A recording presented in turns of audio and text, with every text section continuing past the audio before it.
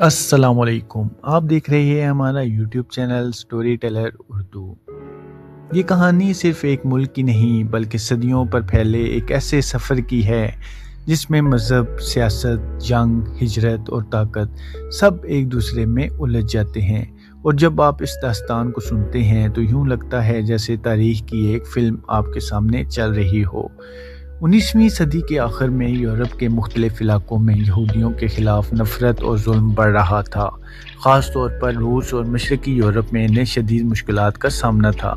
इसी दौरान एक शख्स सामने आता है जिसका नाम था थियोडोर हर्ज़ल। इसने एक नज़रिया पेश किया जिसे सिहोनियत कहा जाता है।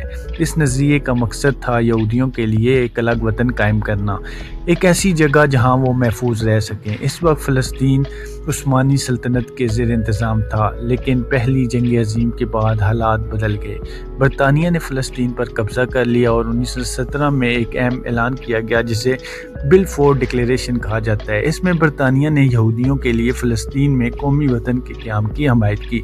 यह ऐलान अरबों के लिए एक बड़ा धचका था क्योंकि वो भी इसी ज़मीन को अपना घर समझते थे।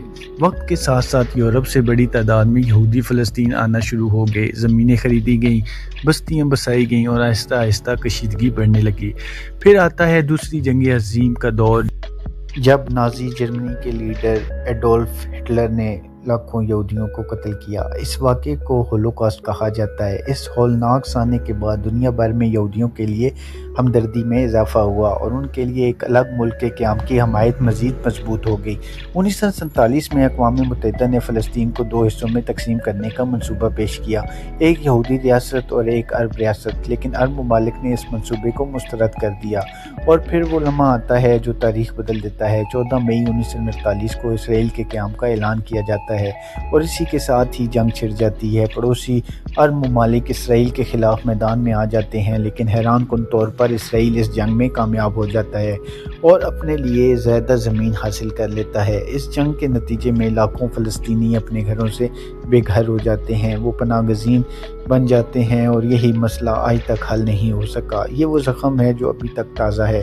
इसके बाद कई जंगें हुईं। 1967 की 6 रोज़ा जंग में इसराइल ने मगरबी किनारा, गज़ा, मशरक़ी यरूशलेम और गोलान की पहाड़ियाँ अपने कब्ज़े में ले लीं। इस जंग ने पूरे खित्ते का नक्शा बदल दिया। फिर 1973 में एक और जंग होती है जिसे योम किपुर जंग कहा जाता है। मिस्र और शाम इसराइल पर हमला करते हैं। इब्तिदा में वो कामयाब होते हैं, लेकिन आखिर में इसराइल फिर अपनी पोजीशन मजबूत कर लेता है।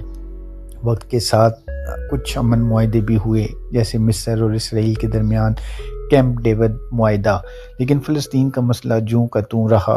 गज़ा और मगरबी किनारे में हालात हमेशा कशीदा रहे, कभी झड़पें, कभी बड़े ऑपरेशंस, और इस सब के दरमियान आम लोग जो सिर्फ अमन चाहते हैं। इसराइल आज एक जदीद और ताकतवर मुल्क बन चुका है। टेक्नोलॉजी, फ़ौज, मईशत हर मैदान में मजबूत, लेकिन इसके साथ साथ तनाज़ा भी इसके साथ जुड़ा हुआ है।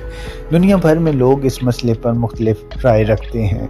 कुछ इसराइल की हमायत करते हैं, कुछ फ़लस्तीन के साथ खड़े होते हैं और कुछ सिर्फ अमन की दुआ करते हैं।